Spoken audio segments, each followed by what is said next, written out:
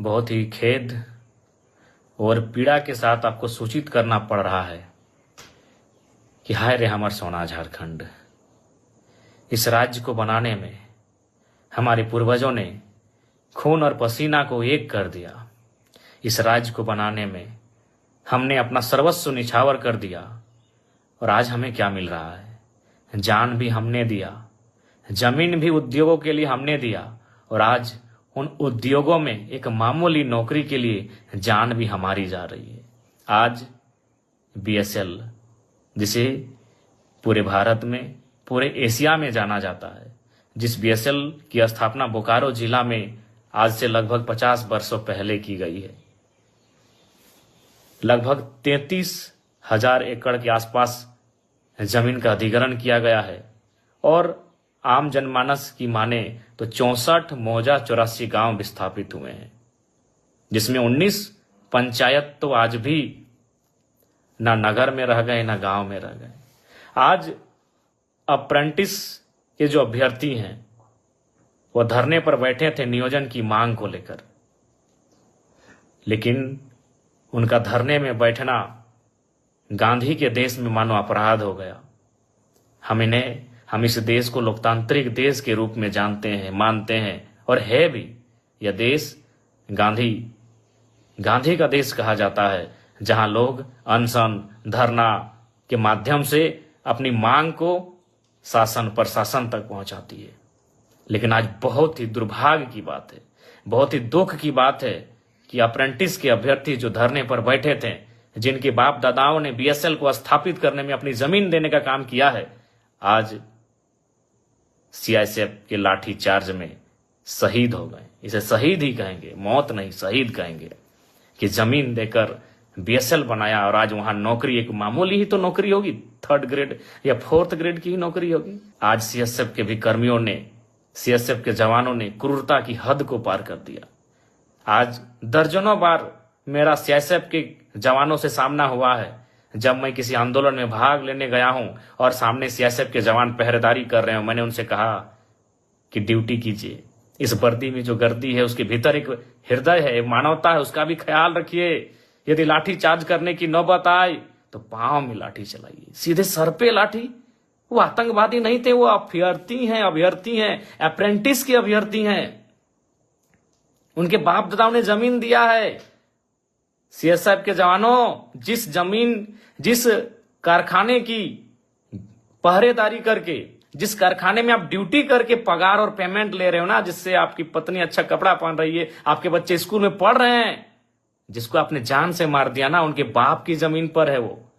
आप उनके बाप की जमीन की निगरानी करते हैं और खाते हैं, और आप उनको लाठी मार के जान ले लेते हैं। इतना क्रूर कैसे कि आप ड्यूटी की ट्रेनिंग ड्यूटी करते करते क्या आप संवेदनहीन हो गए? आपने अपनी संवेदना को खो दिया है सीआईएसएफ कर्मियों। इतनी क्रूर व्यवहार कैसे कर सकते हैं आप? जिसने भी सीआईएसएफ खुद, जिस जवान ने लाठीचार्ज किया है उसे बर्खास्त करे, सीआईएसएफ के जो आला कमान है, पदाधिकारी हैं, और नहीं तो ये आवाज राज्य में नहीं देश स्तरीय व्यापक आंदोलन का रूप यह धारण करेगा। और मैं आज विस्थापितों से हाथ जोड़कर प्रार्थना करता हूं, मैं एक विधायक की हैसियत से नहीं, मैं एक झारखंडी बेटा होने के नाते आपसे प्रार्थना करता हूं। 64 मौजा 84 गांव, पता नहीं 64 मौजा 84 गांव संख्या 65 है, 66 है या 84 की जगह 86 है, हमें नहीं पता एग्जैक्ट, क्योंकि हम तो चांची से आते हैं। लेकिन हम लोग बचपन से सुनते आए हैं 64 मौजा 84 गांव के लोग विस्थापित हुए हैं। आज तो कम से कम एक हो जाओ, एक बेटे की बेरहम मौत को देखकर तो एक हो जाओ। 64 मौजा 84 गांव बीएसएल के तमाम विस्थापित, आज तो एक हो जाओ। आप सभी से मेरा आग्रह है, एक विधायक होने के नाते नहीं, एक झारखंडी बेटा होने के नाते इस दर्द को समझ रहे हैं कि आज क्या क्रूरता है हमारे साथ। जमीन भी हम देंगे, जान भी हम देंगे, एक साधारण सी नौकरी की मांग के लिए हमें बेरहमी से मारा जाता है। मारा नहीं, कत्ल हुआ है। इसलिए आज तो कम से कम 64 मौजा 84 गांव के लोगों एक हो जाओ, और जितने भी संगठन बने हैं, सुने 28 संगठन हैं विस्थापितों के बोकारो में। सेल, बीएसएल सेल में 28 संगठन बने हैं बोकारो में, अलग अलग नामों से, विस्थापित मोर्चा, युवा विस्थापित मोर्चा, संघर्ष विस्थापित मोर्चा, इनकलाबी विस्थापित मोर्चा।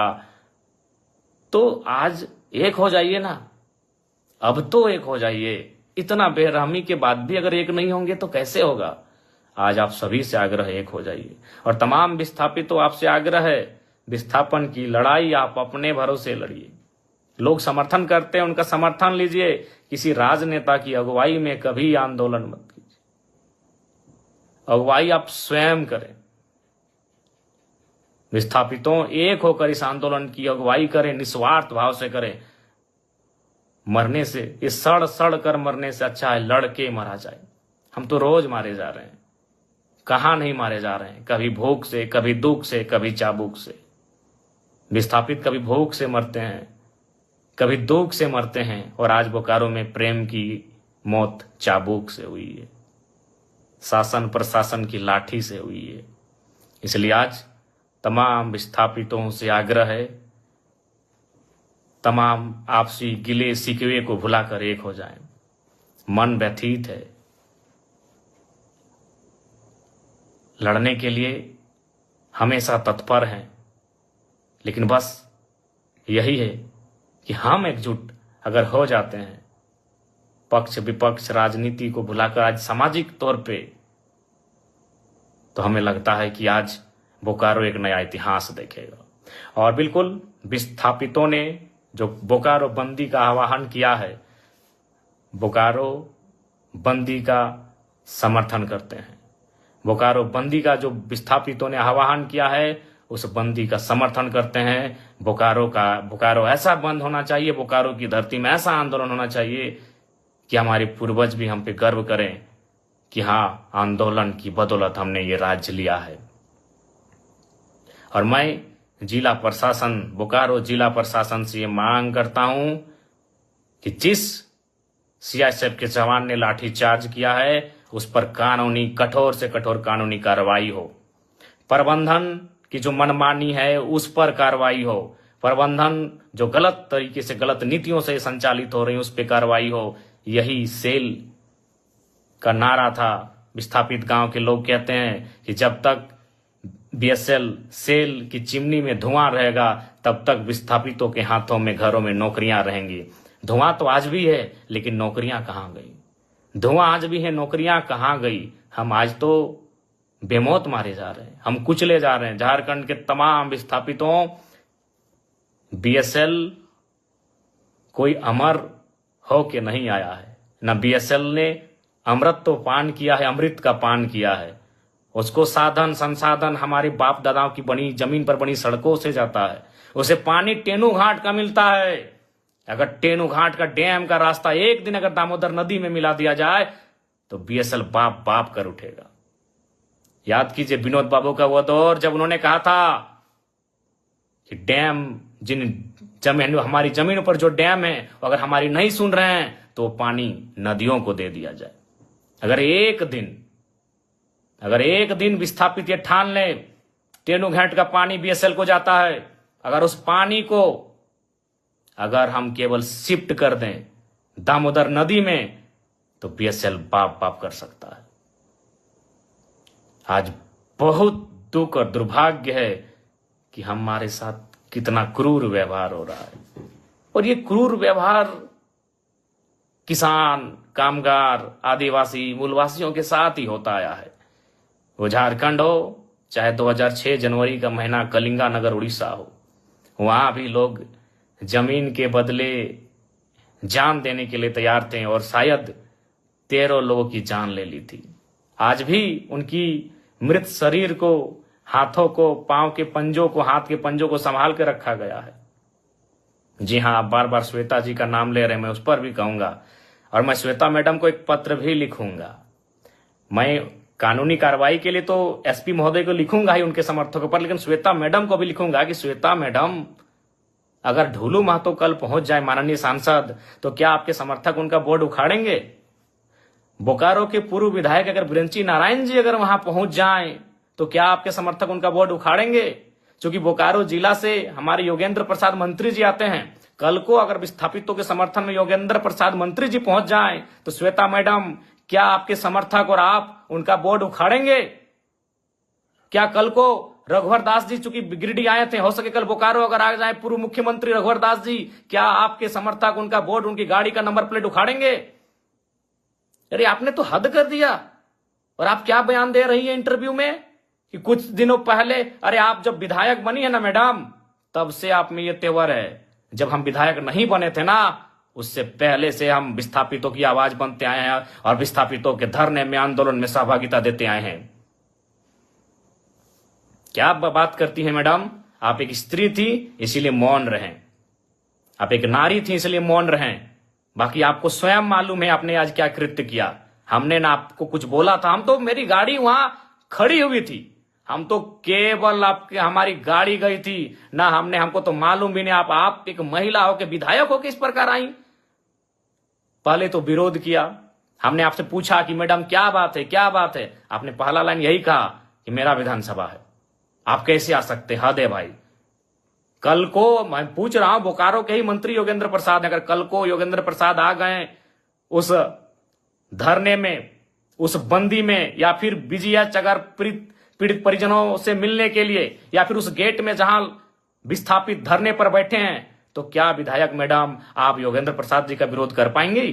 या कल को ढूलू महतो चूंकि सांसद हैं, अगर ढूलू महतो जी पहुंच गए, क्या आपके समर्थकों में, आप में वो कुव्वत है कि आप उनका नंबर प्लेट उखाड़ देंगे? बड़ा दुर्भाग्य लगा मैडम, बड़ा दुर्भाग्य। आप क्या बयान दे रही हैं कि कोई माहौल खराब करे? तो मैं देखता हूं अगर कल को ढूलू महतो जी जाते हैं, ब्रंची नारायण जी जाते हैं, तब आप क्या बोलते हैं। देखिए, मैं आपको स्पष्ट कहना चाहूंगा, सबको नहीं पच रहा है कि जयराम महतो किसी आंदोलन में आए, क्योंकि अगर वो आएगा तो सट्टी की बात होगा। और बाकी कहना नहीं चाहिए मैडम, लेकिन जब आपने हद पार किया है तो मैं सुनी सुनी खबर आपको सुना दूं। सुने आपके घर में आपके रिश्तेदार कहिए या आपके खास कहिए, उनको ठिका मिलता है बीएसएल में। तो ये दोहरी राजनीति मत कीजिए विधायक मैडम। अभी आप दुख जता रहे हैं और आपके ही लोग वहां ठिका लेते हैं। तो असली बात तो जनता को मालूम है कि आपको तकलीफ जयराम महतो के जाने से तकलीफ क्यों हुई, क्योंकि आपको मालूम है कि जयराम महतो आएगा तो दूध का दूध और पानी का पानी बात होगा। ये किससे छुपा है? चलिए, नाम लेने में अचरज का है। सुने आपके पति महोदय को वहां ठिका मिलता है, अभी करोड़ों का ठिका मिलता है, तो आप में मुझे देखकर आपका बौखलाना तो लाजमी है। चलिए, फिर भी बुरा नहीं मानते हैं, क्योंकि लड़ाई विस्थापितों की है, लड़ाई विस्थापितों की है। बाकी हमारे समर्थक, हमारे कार्यकर्ता आपको मर्यादित रूप में उत्तर दे देंगे। आपको गांव जाना है, गांव में हमारे कार्यकर्ता, हमारे समर्थक आपको उत्तर दे देंगे, नियमता देंगे। लेकिन आपका ये जो बयान, ये भर्सन कि बोकारो मेरा है, बोकारो विधानसभा मेरा है, वही तो हम देख रहे हैं। अगर कल योगेंद्र प्रसाद, चूंकि वो तो गोमिया के विधायक हैं, आपके हिसाब से गोमिया के विधायक हैं, अगर वो कल चले जाते हैं माननीय योगेंद्र प्रसाद, तब किताब के समर्थक उनका बोर्ड तोड़ते हैं कि नहीं तोड़ते, ये भी हम देखेंगे। ढोलू महतो जी अगर चले जाते हैं तो आपके समर्थक उनका बोर्ड तोड़ते हैं कि नहीं तोड़ते हैं, हम ये भी देखेंगे। और अगर ब्रंची नारायण पूर्व विधायक बोकारो अगर जाते हैं कल विस्थापितों से मिलने या धरना स्थल पर, तो आपके समर्थक उनका बोर्ड तोड़ते हैं कि नहीं तोड़ते हैं, यह भी हम देखेंगे। ये दुर्भाग्यपूर्ण है, आपकी संकीर्ण सोच को आश्चर्य लग रहा है कि आप इतना संकीर्ण, आपकी सोच कैसे हो गई आज। खैर, सोच आपकी संकीर्ण कैसे हुई, और हमको बिल्कुल स्पष्ट कहेंगे, झारखंड वासियों, विस्थापितों, विधायक मैडम के साथ जितने लोग पीछे खड़े थे, आप करीब से उनको चेक कर लीजिए, वो झारखंडी नहीं थे। विधायक मैडम के पीछे जितने लोग थे, जो बोर्ड हमारी गाड़ी का, चूंकि हम पीछे आ गए, हमारे समर्थक भी हमें घेर लिए थे, हमारे समर्थक नहीं, जो विस्थापित लोग थे धरने की, दादा आप मत जाइए उधर, उसी बीच उन्होंने हमारी गाड़ी को तोड़ फोड़ करना शुरू किया। और हमने पहले ही कह दिया था कि उनको जो करना है करे, वो नारी हैं, हम कुछ नहीं बोलेंगे। बल्कि हमने आपको प्यार से बुलाया कि मैडम बात क्या है, क्यों यह व्यवहार आप कर रही हैं। तो ये बहुत ही दुर्भाग्य की बात है, आपका जो ये व्यवहार रहा, ये बहुत ही दुर्भाग्य की बात है। लेकिन फिर भी हम उस पर चर्चा नहीं करेंगे, क्योंकि यहां सवाल विस्थापितों के साथ न्याय का है। बाकी आपको हम एक पत्र लिख रहे हैं, उस पत्र का आशा करते हैं आप उत्तर देंगे। पुनः विस्थापितों आपसे यही कहेंगे कि आप अब तो एकजुट हो जाइए, आप एकजुट हो जाइए। कब तक अलग अलग बैनर में, कब तक अलग अलग नामों से युवा विस्थापित मोर्चा, क्रांति विस्थापित मोर्चा, उलगुलान विस्थापित मोर्चा, किसान विस्थापित मोर्चा, कब तक? अभी समय है, एकजुट हो जाइए। और आप सभी से आग्रह है, और फिर कहेंगे, हम तमाम विस्थापितों से आह्वान करेंगे, कल बोकारो का जोरदार बंद किया जाए। मैं तमाम विस्थापितों से आह्वान करूंगा, तमाम विस्थापितों से अनुरोध करूंगा, कल बोकारो जोरदार बंद होना चाहिए। जोरदार बोकारो बंद का हम लोग समर्थन करते हैं, और बिल्कुल समर्थन ही नहीं करते हैं, एक कोने में हम भी खड़ा रहेंगे, एक विस्थापित का बेटा बनकर, एक विस्थापित का भाई, एक विस्थापित का सहयोगी बनकर एक कोने में मोर्चा संभाल के हम भी खड़ा रहेंगे। एक नेता की हैसियत से नहीं, एक विधायक की हैसियत से नहीं, एक झारखंडी की हैसियत से हम भी एक कोने में, जहां आप बंद करेंगे वहां हम एक कोने में खड़ा रहेंगे। कल चूंकि हमारा गिरिडीह में उपायुक्त से पूर्व का एक कार्यक्रम है, उपायुक्त और 6 के 6 विधायकों के साथ आधा घंटा का बैठक है। उस बैठक को समाप्त करके हम निस्संदेह बोकारो की धरती में आएंगे। तब तक हमारे जितने भी समर्थक हैं, हमारे जितने भी चाहने वाले हैं, हमारे जितने भी कार्यकर्ता हैं, उन सभी से मेरा आग्रह होगा, बोकारो बंद का जोरदार समर्थन करेंगे, विस्थापितों की आवाज को बुलंद करेंगे। और प्रेम महतो जिनकी बेरहमी से हत्या हुई, इस हत्या नहीं, ये शहादत कहें, उन्होंने विस्थापितों के लिए शहादत देने का कार्य किया है। आज बस आग्रह यही है कि इस बार एकजुट हो जाइए। और छोड़िए विधायक मैडम, सबको मालूम है उनको हमारे नाम से चिड़चिड़ा हुई, हमारे नाम से उनको क्यों तकलीफ हुई, किसी से छुपा नहीं है। क्योंकि हम तो वही पूछ रहे हैं ना भाई, हम दूसरा क्षेत्र का विधायक थे। अरे मैडम, हम जेल कैंप पार्टी के केंद्र अध्यक्ष हैं, 40,000 वोट हमें भी मिला है बोकारो विधानसभा से, इस बात को भूलिए मत। और हम देख रहे हैं ना, कल जा रहे हैं, मंत्री महोदय सुन रहे जा रहे हैं, योगेंद्र प्रसाद जी, डुलू महतो जी जाएंगे, देखते हैं आप विरोध करते हैं कि नहीं, देखते हैं भैया, हम भी देखते हैं। बाकी पुनः कहेंगे, 64 मौजा 84 गांव, एकजुट हो जाइए। और सीआईएसएफ के जवानों, इतना क्रूर कैसे? भगत सिंह सही कहते थे कि आजादी तो हम अंग्रेजों से ले लेंगे, लेकिन क्या हुआ, आजादी गांव तक जाएगी या अमीरों के हाथों में रह जाएगी? बिल्कुल अमीरों के हाथों में आजादी है। आज भी उद्योग घरानों के हाथों में आजादी है। उनके इशारे पर पुलिस काम करती है, उनके इशारे पर प्रशासन काम करती है। और मैं झारखंड पुलिस से भी आग्रह करूंगा कि ये आपका क्षेत्र था। झारखंड पुलिस से भी मैं आग्रह करूंगा कि आप सुरक्षा दें, विस्थापितों के आंदोलनकारियों को सुरक्षा दें, विस्थापितों की आवाज को सुरक्षा दें। मैं मैं बोकारो उपायुक्त मैडम से भी कहना चाहूंगा, जो लोग दोषी हैं उन पर कार्रवाई की प्रक्रिया को फौरन आरंभ करें। विस्थापितों की आवाज बुलंद हो, विस्थापितों को न्याय मिले, विस्थापित एकजुट हो। मैं यही चाहता हूं। जय झारखंड, जोहार झारखंड।